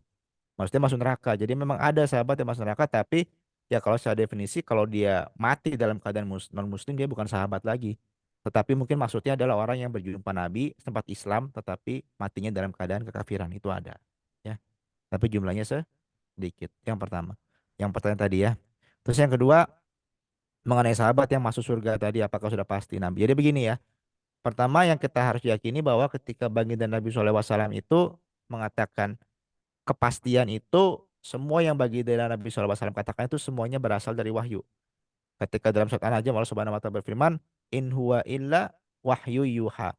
Sesungguhnya Nabi itu tidak wa ma yantiqu anil hawa. Dia tidak mengatakan sesuatu itu berdasarkan hawa nafsunya, in huwa illa wahyu yuha. Melainkan ia adalah wahyu yang diwahyukan kepada baginda. Jadi wahyu itu ada dua. Wahyu pertama adalah wahyu yang Al-Quran. Jadi memang ketika itu Allah Subhanahu Wa Taala mengajarkan Al-Quran kepada Jibril dengan bacaan yang seperti itu, dan itu tidak berubah, bacaan itu diajarkan kepada baginda Nabi SAW begini bacaannya. Jadi apa yang disampaikan A sampai kepada baginda Nabi SAW, jadi Allah ke Jibril A, ke baginda Nabi SAW A juga. Ada juga yang kedua adalah perintah yang bukan Al-Quran. Jadi Allah Subhanahu wa taala mengatakan kan dalam kitab Tibyan fi Ulumil Quran karya Syekh Muhammad Ali Asobuni, itu dikatakan bahwa Allah Subhanahu wa taala mengatakan kepada Jibril, katakan kepada Rasul seperti ini ya, harus seperti ini. Dengan bahasa ya, bahasa bahasa apa yang Allah Subhanahu wa taala gunakan berkomunikasi dengan Jibril ya. Kemudian Jibril alaihissalam mengatakan kepada Nabi, Allah berfirman seperti ini. Jadi maksudnya adalah perkataan itu sudah disesuaikan oleh Jibril sesuai dengan bahasanya. Nabi tidak sama seperti apa yang itu. Tapi perintahnya sama. Jadi semua itu ada wahyu yang kedua. Nah, gitu kita juga boleh lihat sebagai wahyu hadis qudsi gitu kan, ada hadis. Tapi hakikatnya semua hadis, semua semua perintah yang tertulis dalam hadis itu semuanya adalah wahyu sebetulnya juga, tapi bukan wahyu Al-Qur'an. Jadi termasuk juga ketika Nabi SAW mengatakan bahwa pas sahabat ini syahid masuk surga, itu adalah juga wahyu dari langit gitu. Jadi bukan Nabi SAW sesuatu yang mengatakan dia syahid, bukan, tapi wahyu yang mengatakan bahwa mereka ini semua adalah syuhada. Maka Nabi SAW menyampaikan bahwa mereka semua adalah syuhada. Dan syuhada itu adalah jaminannya surga. Maksudnya adalah ketika seorang itu sudah diberikan stempel sama baginda Nabi, orang ini pasti masuk surga gitu. Bukan karena Nabi SAW yang mau dia masuk surga, tetapi diberi kabar oleh Allah Subhanahu Wa Taala bahwa dia masuk surga. Ya. Sebagaimana Nabi, hadis terkenal ya, 10 seorang sahabat yang masuk surga. Ketika itu Nabi SAW mengatakan kepada istrinya Aisyah, aku mendapatkan ini, maukah kamu tahu siapa masuk surga, siapa?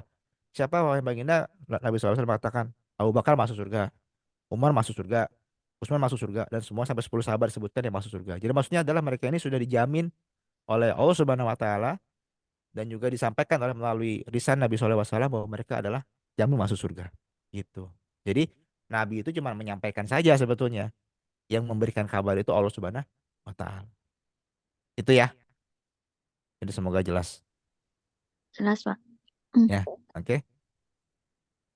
Oke, ada lagi?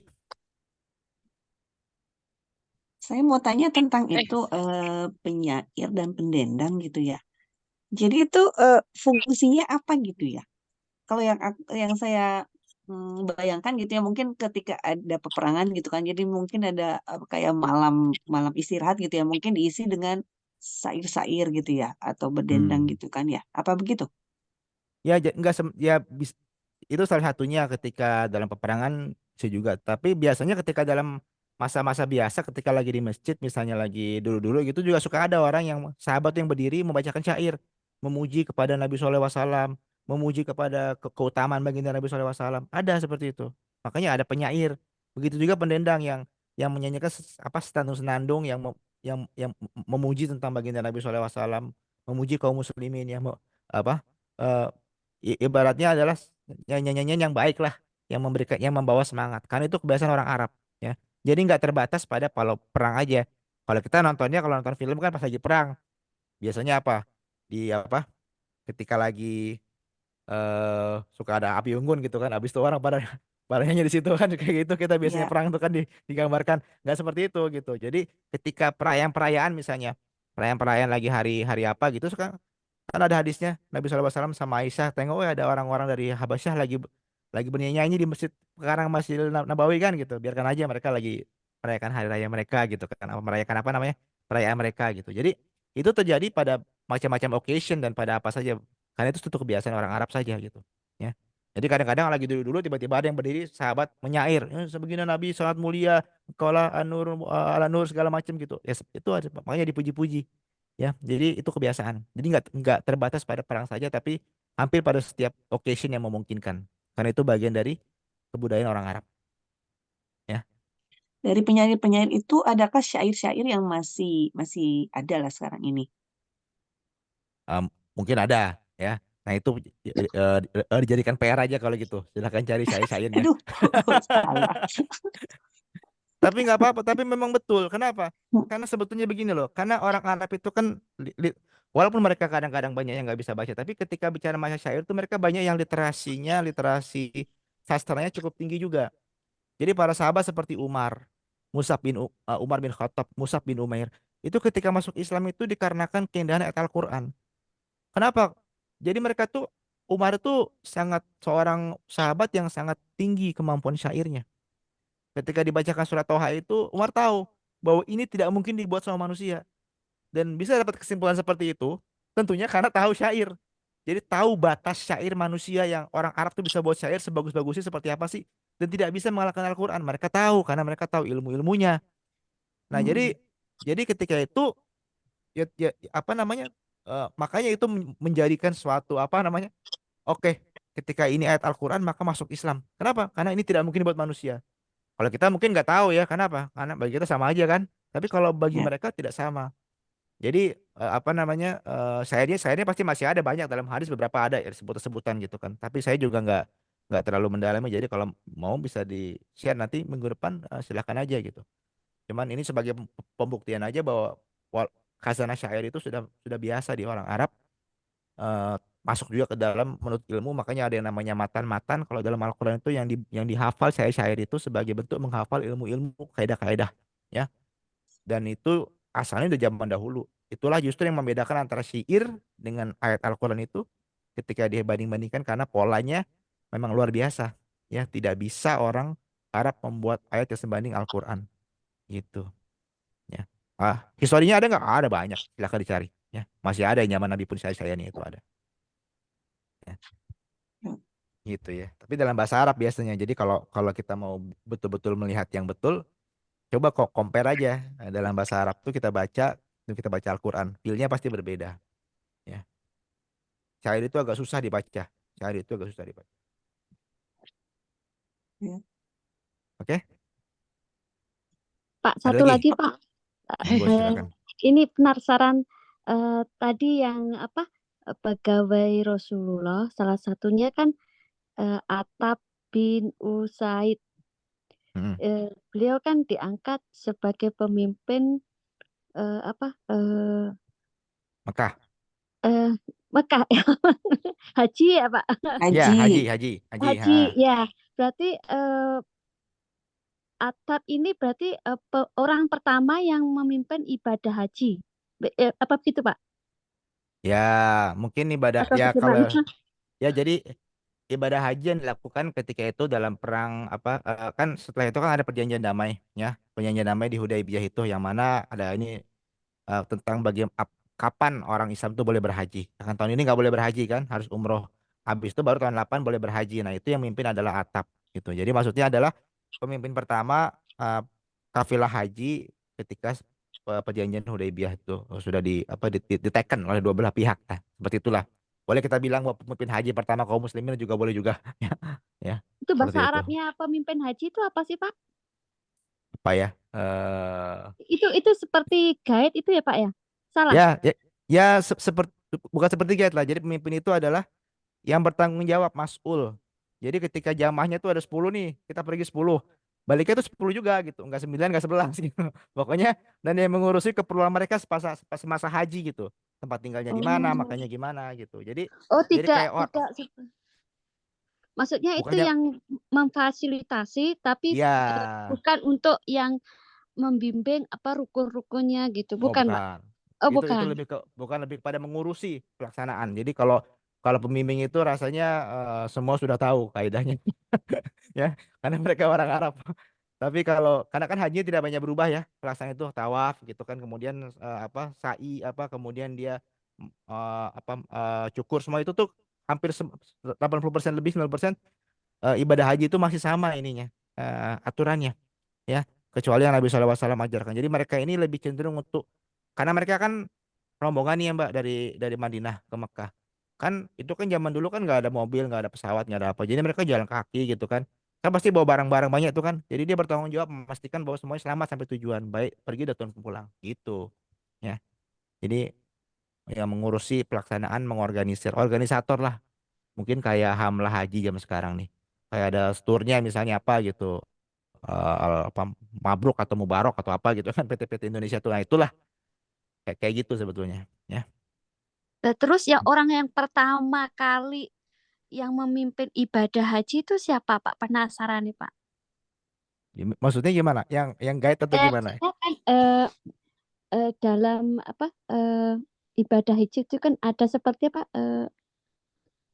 seperti guide-nya itu Pak. Bahasa Arabnya Oh, saya lupa. guide-nya.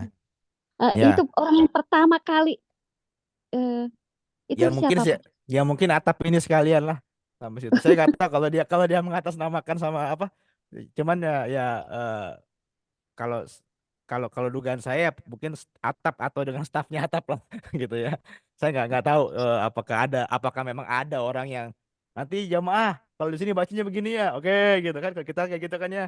La ilaha illallah rakaat ini nanti kan habis itu baca doa apa Rabbana atina fid dunya hasanah wa fil akhirati hasanah. Kalau masuk ke Yamani kan baca begini gitu kan.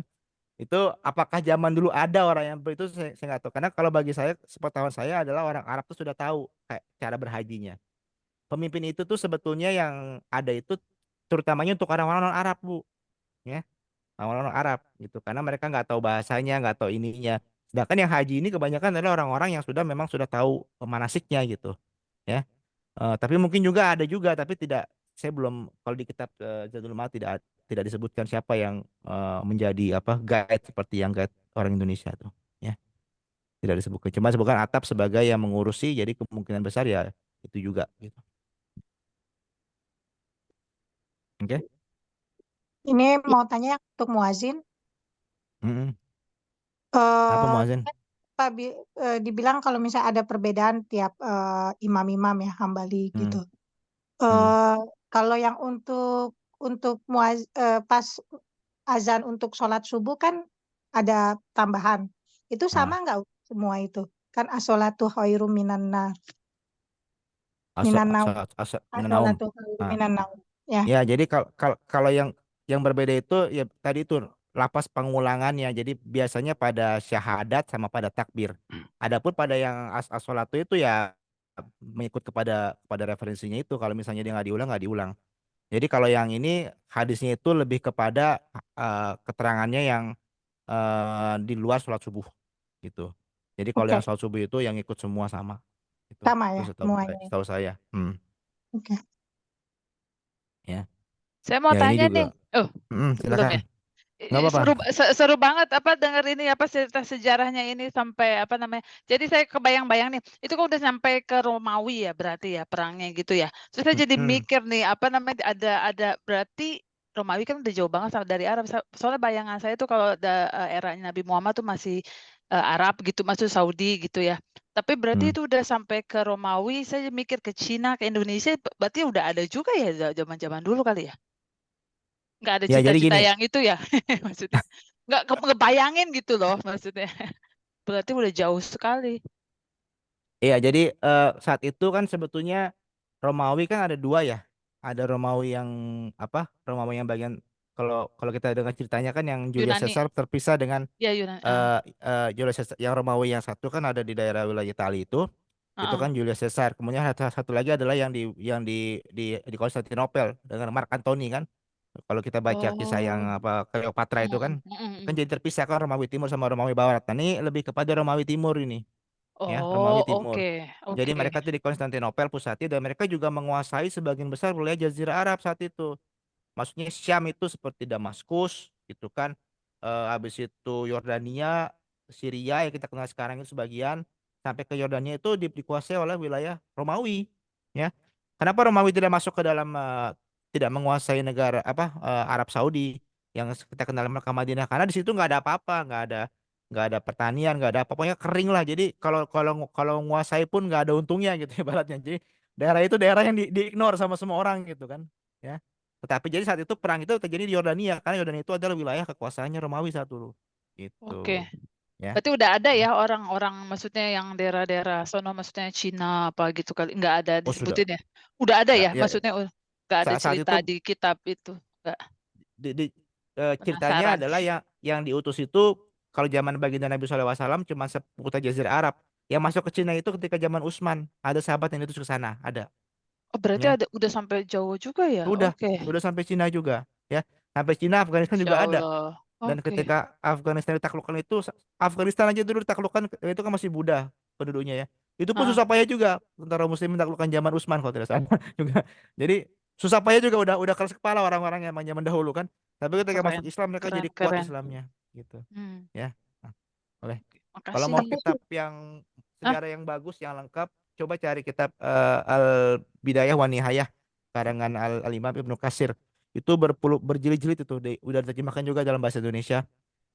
Jadi bisa cari itu sejarah dari mulai Nabi Adam ya sampai sejarah kepada tahun 1700 Hijriah lah ketika tentara apa Khalifah Abbasiyah apa namanya? ditaklukkan oleh Ntar mudik Al pengen cari Al Tokopedia. Al Bidayah wa Nihayah itu bisa bisa Hafidaya. pakai nanti saya sampaikan Ntar di-share. ya. Iya, Itu banyak iya, ya. iya. Jadi kalau kalau beli siap-siap itu mungkin bisa 2 juta gitu. Gak apa-apa. Karena Gak apa-apa buat buat sejarah ngisi ya. waktu. Ngisi waktu masa tua. Oke. Gak apa-apa bagus Ya, bacaannya ya. iya, iya, iya. Makasih. Oke. Ya, sip. Ada lagi? Makasih, Tat. Sama.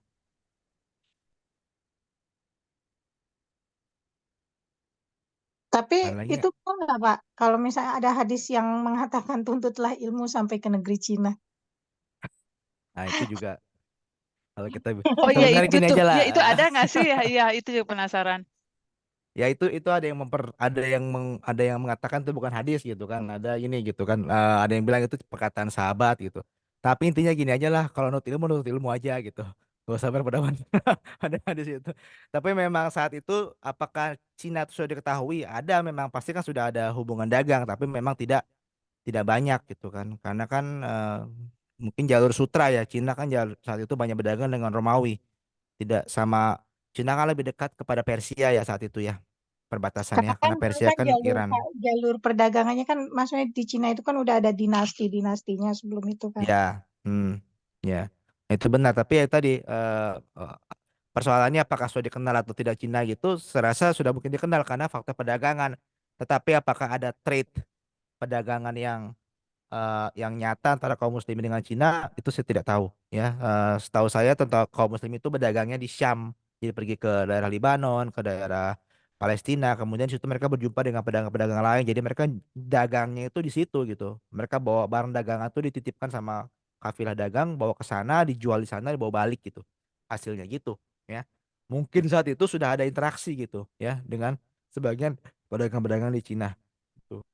Ya karena Cina itu juga sudah diketahui juga negara yang jauh ya.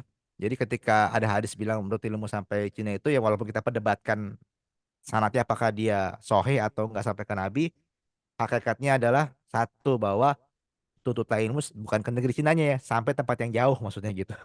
Sampai ke negeri yang dimana kaum muslimin pun tidak tidak sampai saat itu gitu. Kalau perlu gitu Sampai maksudnya. Denmark. Maksudnya. Ya kalau kan ya sampai Denmark mungkin lebih jauh lagi kan. Nah, itulah dia ya. Kalau Cina mah dekat dari Indonesia ya. Kalau Denmark berarti jauh ke utara, ke Northern Hemisphere. Ya, ya, maksudnya kalau zaman sekarang ya tuntutlah ilmu kemanapun kita bisa dapat manfaat dari itu. Itu loh sebetulnya. Jangan langsung, oh kata ada hadis begini, kita harus sekolah di Cina aja gitu. Bukan gitu maksudnya. Tapi maksudnya adalah cari di mana ilmu itu walaupun jauh, kita kejarlah di situ gitu. Ya. Itu sebagaimana ulama-ulama dahulu kan Imam Bukhari itu kalau nyari hadis itu ya, zaman dahulu itu ngoleksi hadis itu.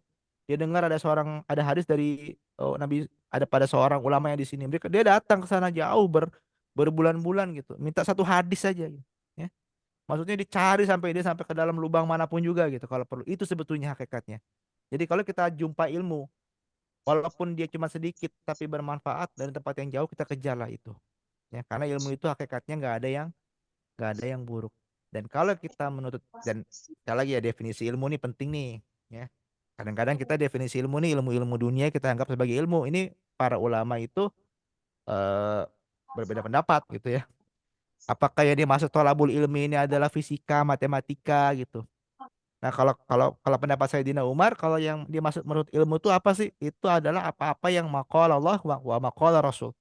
Jadi ilmu itu adalah apa-apa perkataan Allah Subhanahu wa taala dalam Al-Qur'an, hadis qudsi, dan apa perkataan baginda Nabi SAW dalam perkataan-perkataan. Jadi maksudnya adalah ilmu itu kalau dibilang ilmu yang mendapat pahala dalam agama itu kata sebagian teman-teman dari mazhab Hambali itu adalah ilmu yang mana ilmu agama ya.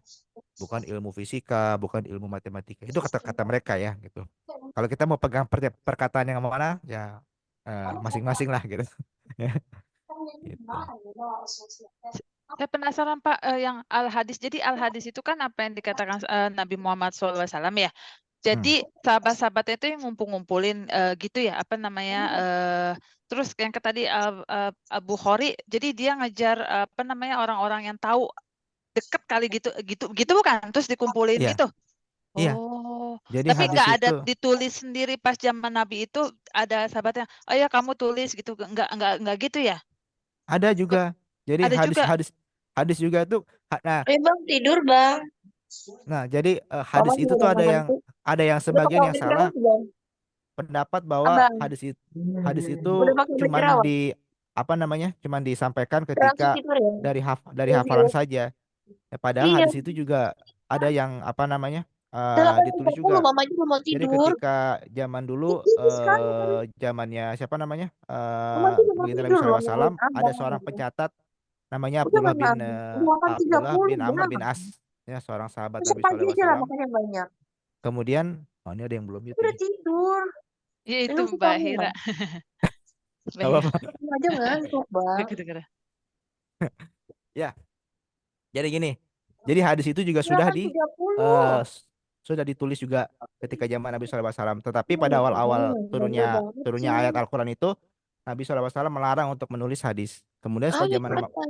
pada periode Madinah Minum vitamin. baru Nabi SAW membolehkan menulis hadis. Jadi hadis itu juga sudah ada yang dihafal sebagian, ada juga yang ditulis secara lisan gitu. Nah, jadi bagaimana Oke, pengumpul oke. hadis itu baginda Nabi SAW? Pengumpul hadis itu adalah jadi hadis itu kan dibaca, ada yang dituliskan, ada juga yang diriwayatkan. Jadi dia menuliskan, dia sahabat ini meriwayatkan, saya mendengar dari Nabi SAW seperti ini. dia dia biasanya meriwayatkan itu kepada murid-muridnya, ya. Kemudian muridnya meriwayatkan kepada murid yang lain dan seterusnya. Nah, ini yang namanya rantaian periwayatan atau sanad kita bilang dalam Al-Qur'an, apa dalam periwayatan hadis ya. Sanad. Jadi hadis ini datang dari sini, dari ini sampai berapa orang gitu. Nah, Imam Bukhari itu mencari gitu kan. Semua hadis itu. Kemudian diseleksi sama Imam Bukhari mana yang periwayatannya itu orang-orang yang di antara narration chain-nya ya.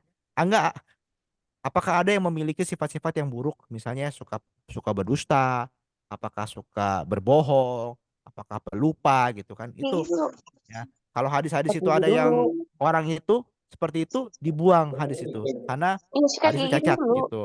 Nah, Keren, kalau hadis keren. itu nggak ada, kalau hadis itu Abang jangan kalau kalau sebentar berdelapan tiga kalau puluh. kalau hadis itu nggak ada yang seperti itu bakal diterima gitu ya. Nah, sikatnya seperti itulah ya. Jadi memang diseleksi memastikan bahwa pesannya itu harus soheh gitu, artinya baik, tidak ada orang yang pelupa di antara jajaran orang yang meriwayatkan hadis tersebut gitu. Kemudian dibukukan oleh Imam Bukhari ya. Imam Bukhari punya punya murid namanya Imam Muslim ya. Imam Muslim juga sama, nyari juga berguru pada Imam Bukhari dan juga nyari juga ke tempat lain juga gitu ya. Jadi ada 6 kutubus sitah hadis yang terkenal gitu ya. Boleh? Keren ya. Makasih Pak Ustadz. Sama-sama. Satu lagi, Pak As, Silakan. tentang Bilal bin Rabah. Saya ini pernah dengar Mm-mm. cerita kalau misalnya ketika Rasulullah Isra Mi'raj, Rasulullah mendengar dikasih lihat terompahnya Bilal bin Rabah di surga. Lalu beliau Ya. bertanya amalan apa yang dilakukan oleh Bilal bin Rabah ini? Salah satunya adalah menjaga wudhu.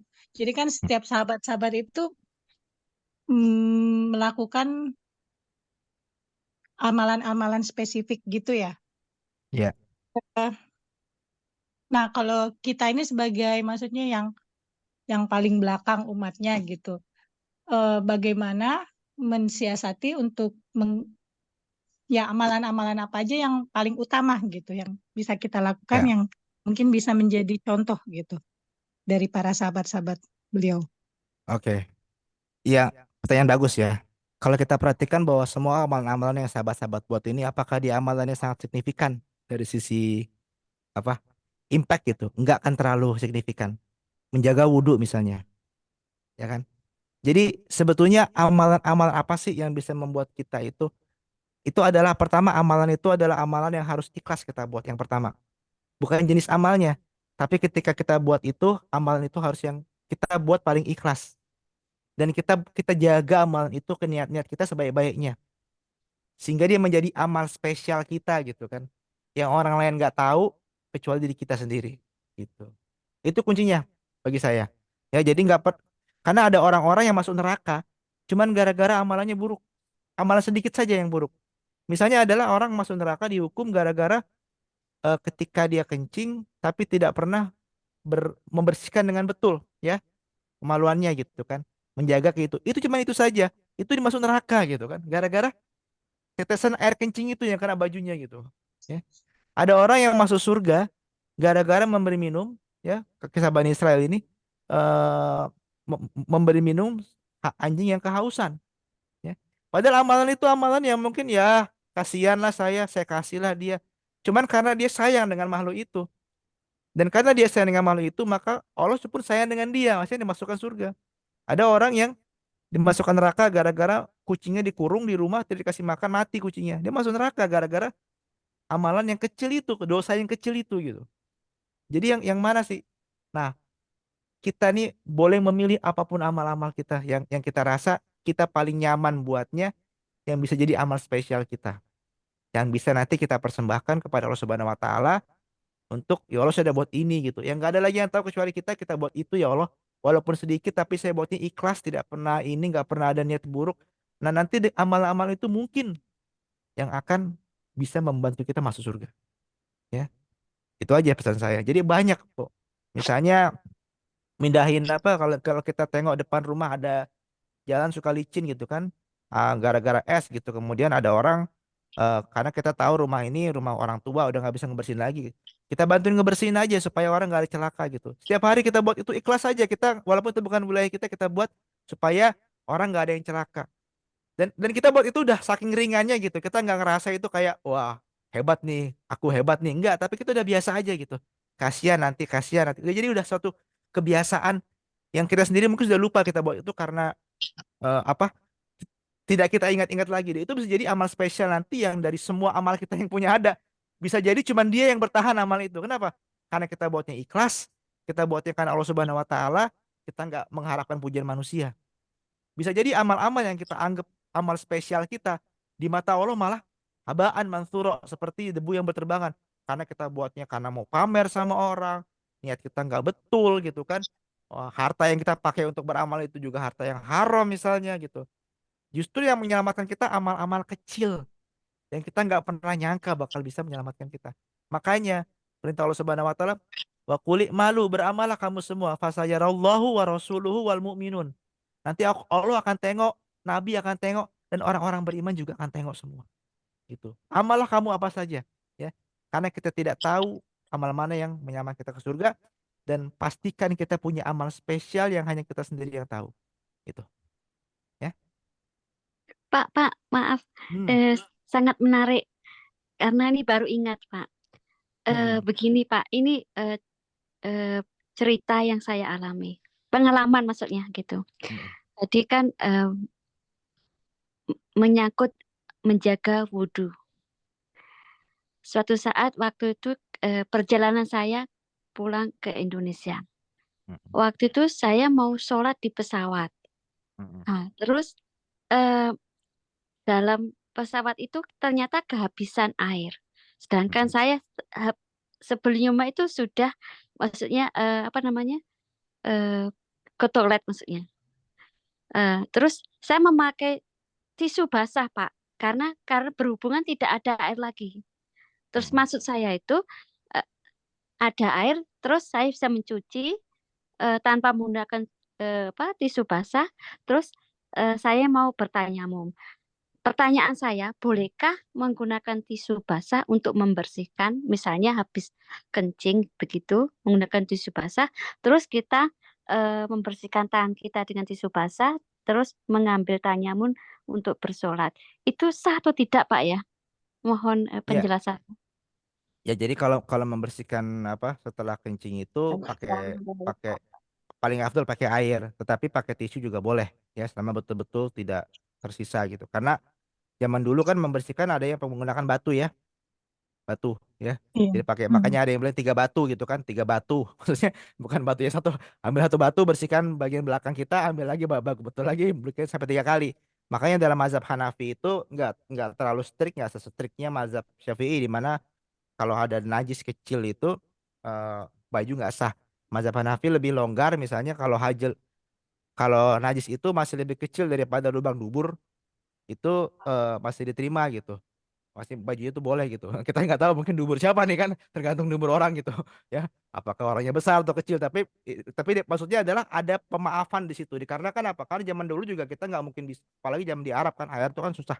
Makanya membersihkan pakai batu boleh. Jadi pakai tisu boleh selama dia memang bersih gitu, nggak ada bekas, nggak ada bau. Karena najis itu kan dua definisinya, ada warna sama ada bau. Ya kalau nggak ada warnanya lagi, nggak ada baunya lagi, mati sudah bersih. Gitu. Kemudian yang masalah tadi, kalau nggak ada air ya kita bertayamum gitu. Masalahnya juga kadang-kadang di sini nggak ada ini juga Ustadz, nggak ada debu juga kan, pesawat Nggak tuh ada kan debu. tepok ini.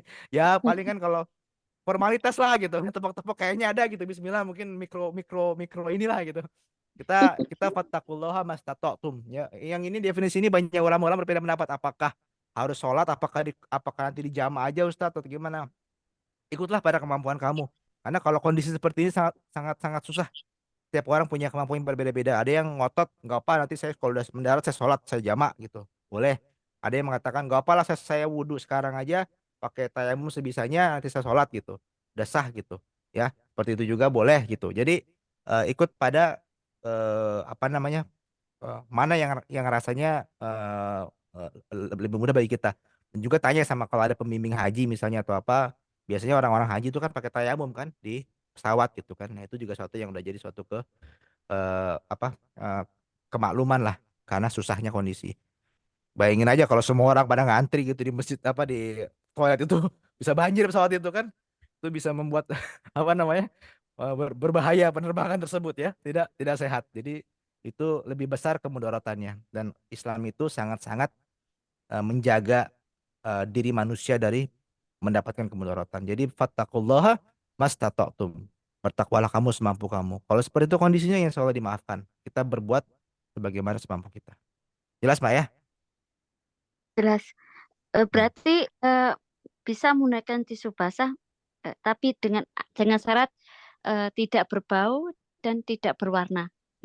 Ya, maksudnya Adul ya, tidak ada lagi warnanya. Kalau misalnya kita lagi buang air gitu kan, kita bersihkan belakang, nggak ada lagi bekas apa kotorannya gitu kan. Maksudnya kita basuh sudah bersih aja, nggak ada apa-apa lagi dan juga nggak ada baunya juga gitu.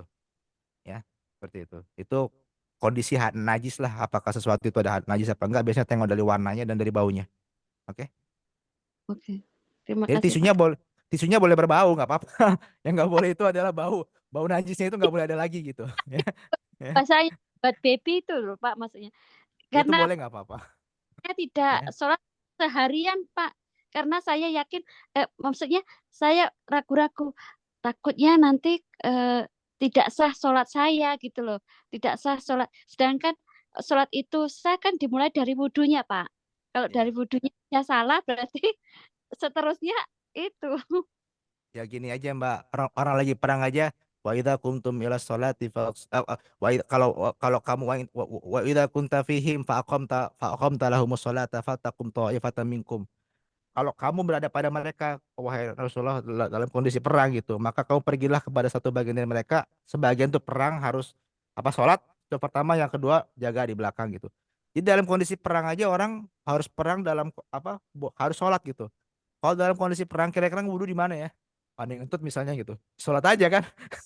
Sebisanya Besok gitu. mau Gak beli mungkin. ayam Wah, tepung mau apa ngantri pakai dulu nasi gitu kan. kuning, pakai Kan nasi. nggak juga gitu kan. Ya, jadi apa yang kita bisa buat saat itu, sholat itu sangat sangat sangat sangat wajib, sehingga kondisi apapun juga sebisa mungkin kita usahakan sholat. Tapi kalau nggak bisa sholat gimana Ustadz? Kelewatan atau gini ya sudah, nanti ketika turun ya dikodok semuanya gitu. Kumpulkan jadi satu gitu kan. Kodok semua gitu. Lebih afdol Udah, misalnya ya. Tapi kalau ingat saya belum jemur. pribadi saya Mau mau share ibu. kalau saya akan sholat walaupun Ibu. kondisinya kurang memungkinkan karena lagi perang aja sholat apalagi dalam pesawat ya. Boleh ya? Ya, jelas, Pak. Terima kasih. Islam itu Sama indah. mudah Bu Islam itu Bu, nggak usah terlalu Iya, khawatir. betul. Ya. Jangan siang, kesiangan. Ada lagi?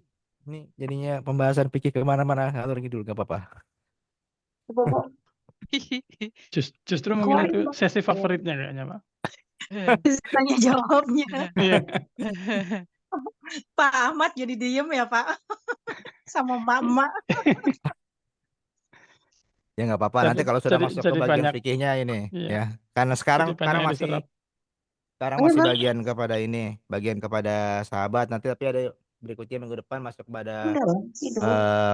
peperangan Nabi, apa aja perang-perangnya nanti kita bisa tengok. Sama juga Nabi itu juga punya senjata gitu. Senjatanya apa saja gitu. Dikasih nama juga. Ada hewan-hewan tunggangan Nabi apa saja namanya gitu. Jadi kebiasaan Nabi itu adalah memberi nama barang-barang kesukaannya. Pakai WA Jadi Bang. kalau kita mau ikut Nabi, kita kasih nama lah mobil kita apa gitu. Kita kasih nama sepatu Berarti kita udah apa ada gitu. Nabi ya.